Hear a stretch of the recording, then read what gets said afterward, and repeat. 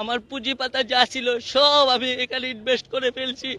তখন তো ভাই আমি হার্ট অ্যাটাক করার মতো অবস্থা, কোনো কিছু করার নাই। তো এই যে মেয়ে আছে আমার সাথে যোগাযোগ করতো, ওর কথাবার্তা স্টাইল সম্পূর্ণ চেঞ্জ হয়ে গেছে। এখন যে হচট খাইছে এই হচট আমার লাইফে আর ঘুরে ফিরে দাঁড়ানো সম্ভব নয়।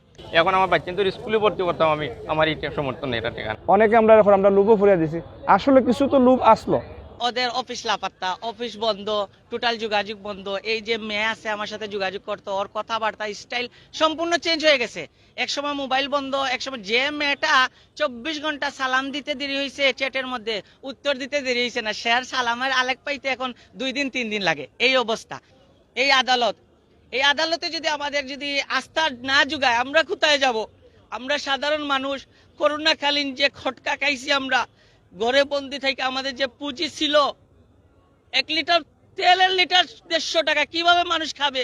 আমি একটা বেকার ছেলে, কিভাবে সংসার চালাবো? আমার মাথার উপরে 5-7 জন পরিবারের সদস্য, কিভাবে আমি সংসার চালাবো?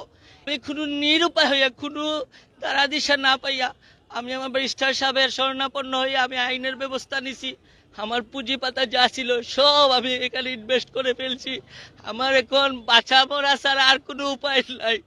আপনাদের মাধ্যমে, যদি জননেত্রী শেখ হাসিনার মাধ্যমে এই সিলেট বিভাগের অভিভাবক যদি আছেন, ডিসি, এসপি যারা আছেন, এরা যদি আমাদের মাথার ছায়া হয়ে আমাদের আশ্বাস দিয়ে, আমাদের সান্ত্বনা দিয়ে কোনো একটা পদক্ষেপের মাধ্যমে আমাদের এই লাইবিলিটিটা ওনারা নিতেন, ভাই সারাদিন সারা জীবন ওনাদের কাছে কৃতজ্ঞ থাকতাম। এখন যে হচট খাইছি এই হচট আমার লাইফে আর ঘুরে ফিরে দাঁড়ানো সম্ভব নয়। আপনারা যদি আমাকে এই সহযোগিতা করেন, আমার উসিলায় আল্লাহ তাআলা সবাইকে খাওয়ায়, আমার উসিলায় যদি এই 1000, 2-3 হাজার মানুষের যদি সিলেটের মানুষের উপকার হয়, আপনারাও দোয়া পাবেন, উপকৃত আপনারাও হবে। আমরা ভুল করছি, আপনারা অনেক মানুষ বলে এত জানাজানির পরে টিবিলে কিছুর পরে কেন দেয়? আপনাদের কাছে যারা প্রশ্ন এগুলো আমাদেরকে ছুড়ে দেন। আপনাদের কাছে আমার প্রশ্ন, বাজারের এই ঊর্ধ্বগতি, এই অবস্থা, আমার আয় দৈনিক 500 টাকা, আমার সংসারে লাগে 1000 টাকা, আপনি কি বাকি 500 টাকা আমাকে দিবেন আমার ছোলার জন্য? তখন তো কেউ ভাই কথা বলে না। অভাবে থাকলে কেউ 5 টাকা দিয়ে বলে না 5 টাকা নে। এই পারপাস থেকে ভাই এক কথা আমাদেরকে লোভ দেখাইছে, আর এখন সবাই বলতেছে আমরা লোভে পাপে মৃত্যু। কি ভাই বলবেন? তো কয়জন ছিল এই আকি এন্টারপ্রাইজের? আকি এন্টারপ্রাইজের কর্মচারী ছিল 10-12 জন। ওদের ডেলিভারি ম্যান ছিল, ড্রাইভার আছে, আমার কাছে এমিটেজ আছে, আমি যে মেয়ের কাছে অর্ডার করছি এই মেয়ের ছবি আছে, আমার এমিটেজ সব কিছু আছে আলহামদুলিল্লাহ, আপনারা চাইলে দেখাতে পারবো। আর তাদের মেইন উদ্যোক্তা এই যে আসমা আক্তার শারমিন, যেটা ওর বাড়ি রাজশাহী বাগমারা, ও হচ্ছে মেইন আকি সুপার, ওর নামে ট্রেড লাইসেন্স এই সেই সব কিছু ওর নামে। আর ওর স্বামী, এই যে ওর স্বামী হচ্ছে জাহাঙ্গীর আলম।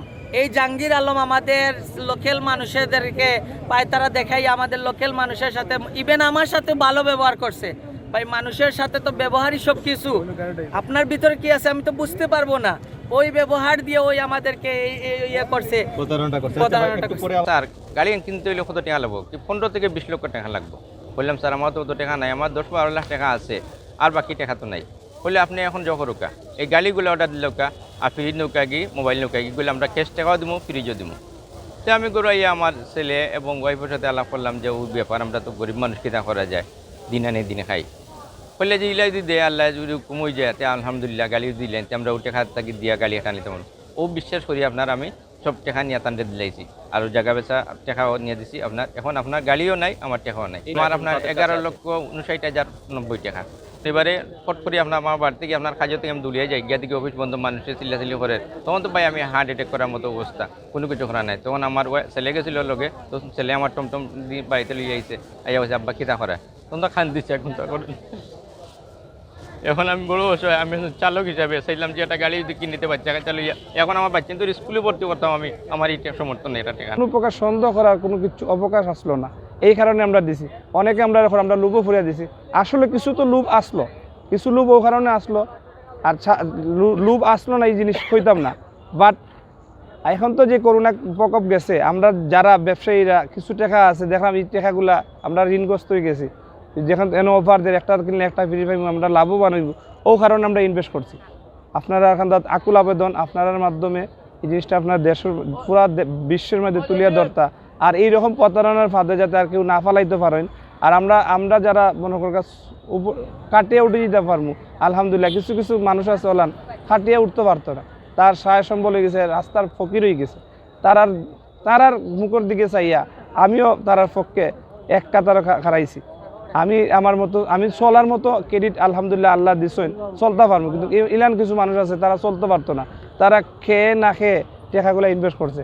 বিশেষ করে আমার সবচেয়ে বড় কষ্ট লাগে, আমার একটা বাসার খামলা মানুষ, খাম নাই দেখিয়া একটা রাইড চালাইবার লাগে মোটরসাইকেলের লাগে টাকা দিছে দলা করিয়া। ও টাকাটা আমি আমার মাধ্যমে জমা দিছি। আমরা টাকা কিন্তু ক্লিয়ান ফিরিয়ে পাইতাম জননীতি শেখ হাসিনার কাছে, দেশের মাতার খান্দাত রাষ্ট্রপতি জনাব আব্দুল হামিদ সাবর খান্দাত আকুল আবেদন করি, এবং মাননীয় জজ আদালত সিলেট এবং বিজ্ঞ বাংলাদেশের গণ্যমান্য ব্যক্তির কাছে, মিডিয়া ভাইদের কাছে আকুল আবেদন, আপনারা আমরা লুবোর দিকে না চাইয়া, আমরা যে লুবো যারা ফালাইছে তারা আপনি কিলান হেনাস্তা আমরা যে এই কষ্টের মধ্যে ফেলাইছে তারারে আপনারা একটু করুকা দরকা, আমরা সার্বিক সহযোগিতা করুকা।